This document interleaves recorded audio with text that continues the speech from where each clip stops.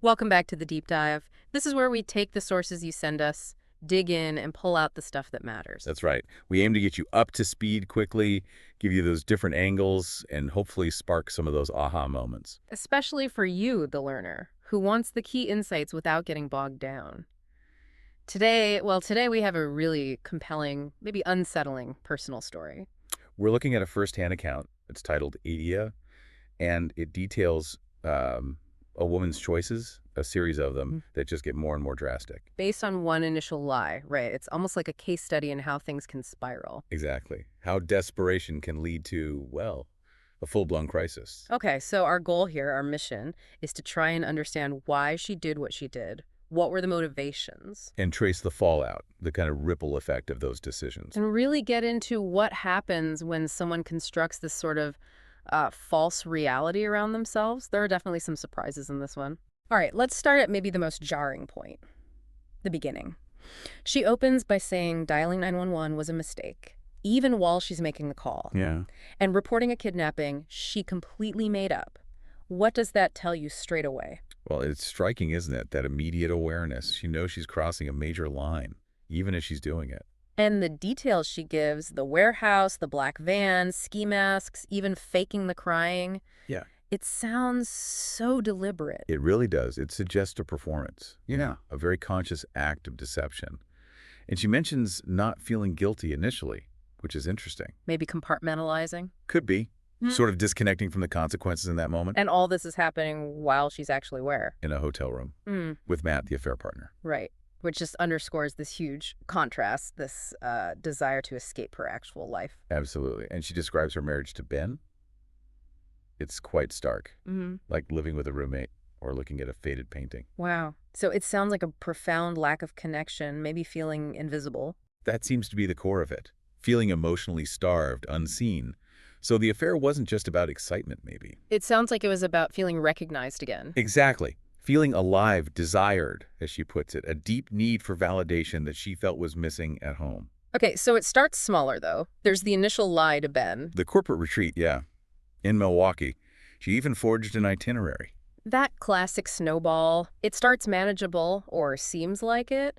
But what pushed it over the edge, from that relatively contained lie to faking her own abduction? That's the critical point, isn't it? The first lie creates this trap. Ben keeps calling, understandably. And then her boss leaves voicemails. Right. And suddenly, her cover story is about to collapse. Panic sets in. And instead of confessing the affair, She goes for the nuclear option, as you put it, becoming a missing person. It's like the perceived fallout from the truth felt worse than the risk of this enormous lie. which is a terrifying calculation, really. It absolutely is. It shows a real state of desperation. Now, Matt, the affair partner, he's unaware of all this initially. Completely in the dark about the kidnapping plot, yeah. She describes that weekend with him as feeling like living someone else's life. And she didn't want it to end. You can almost feel that longing for escape. But then the 911 call happens. And boom, her words. The fantasy was over. And things unravel fast, like really fast. Incredibly fast. Suddenly, her face is on local news. Oh, wow. The business trip story obviously doesn't hold up, then files a missing person report, which is completely logical. Of course. And the police get involved seriously. She even notes, sort of matter-of-factly, that her being a white, suburban, photogenic woman likely intensified that initial police response. That's an interesting observation on her part. It sort of highlights potential societal biases in these situations. It does, and then, inevitably, Matt sees her on the news. can you imagine? The shock for him must have been immense. So what does she do? Does she confess everything then? Not quite. It's a partial confession. Yeah. She tells him about the bad marriage, running away, panicking, asks if she can just stay with him until it, quote, blew over. Trying to manage the situation still. Control the narrative with him. Yeah, minimizing the scale of the lie. And incredibly, He agrees. he agrees to let her stay. Which, says something about their dynamic, perhaps. Maybe he was very invested, or just saw her distress. Or just didn't grasp the full picture yet. Possibly. But the situation was already way beyond just blowing over. The FBI gets involved. Why the FBI? Because of jurisdictional issues, possibly crossing state lines implied by the phone pings near Chicago, and just the seriousness of a potential kidnapping. Plus, the inconsistencies were piling up. Like what? Well, Ben gives the police access to their home Wi-Fi records. the security system. Ah, and there's no sign of forced entry, nothing to back up her story. Exactly. That part of her narrative just crumbles. And then the confrontation, the FBI turning up at the hotel room. That had to be the moment the floor just dropped out. For both of them, really. How does she react? Does she keep lying? She tries, apparently, but it doesn't work with trained agents. She refuses to show them her phone. Which is basically an admission of guilt, or at least hiding something. Pretty much. And then she asks for a lawyer. Game over. At that point, yes.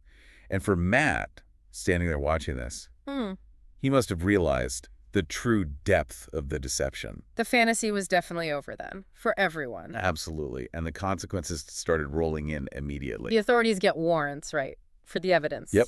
The 911 recording is subpoenaed, hotel security footage. There's no denying what happened. And the media narrative flips. Instantly. From sympathetic missing person to woman fakes kidnapping to cover affair. Ouch. The public shaming must have been intense. Brutal. She mentions the online comments, the nicknames Gone Girl Light, Suburban Psycho, Karen McKidnap. Just relentless public condemnation. And the personal fallout. Ben, Matt, her job. All gone. Ben files for divorce immediately. Understandable. Matt cuts off all contact. Also understandable. She gets suspended from her job.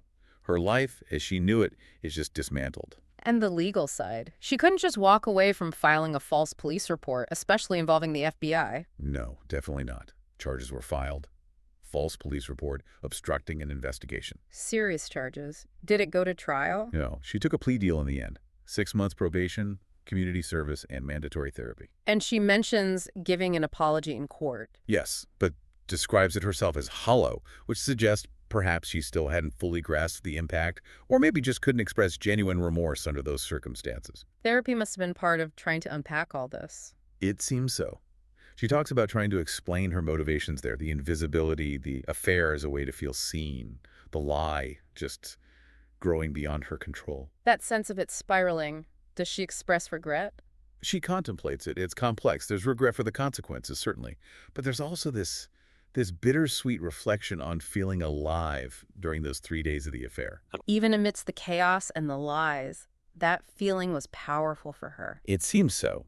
It highlights just how profound that initial dissatisfaction, that feeling of being invisible, must have been, even if the way she sought validation was incredibly destructive. So where is she now, according to the account? Living a much quieter life, working part-time in a bookstore, mostly faded from public view. But the internal impact remains, right? Oh, definitely. She talks about flinching when she hears sirens, feeling anxious when she sees black vans, these constant physical reminders. The trauma of the event, even when she orchestrated, lingers. Yes. The memory of what she did, the consequences, they endure. That final image she leaves us with, dialing 911, hearing her own voice crack as she tells the lie, the silence afterwards, and that fleeting feeling of just disappearing. It's chilling, isn't it? Yeah. It brings it right back to that initial desperate desire to escape her reality, whatever the cost. So wrapping up this deep dive into Rushna, the key takeaways really seem to be about the sheer destructive power of lies once they start. Absolutely. And the complex, often hidden motivations behind why people make such drastic, impulsive choices. And the consequences, how they spread outwards, affecting everyone, and how they last. We've really seen how trying to build a false reality, often stemming from a real human need for validation or escape, can just collapse with devastating results. It's a powerful, cautionary story. It really is. Okay, so here's a final thought for you to chew on, something building on this, but maybe not explicitly stated in the text. We all feel that need to be seen sometimes, maybe to escape the everyday. Where do you think the line gets drawn between finding yourself or seeking validation and causing significant harm to others?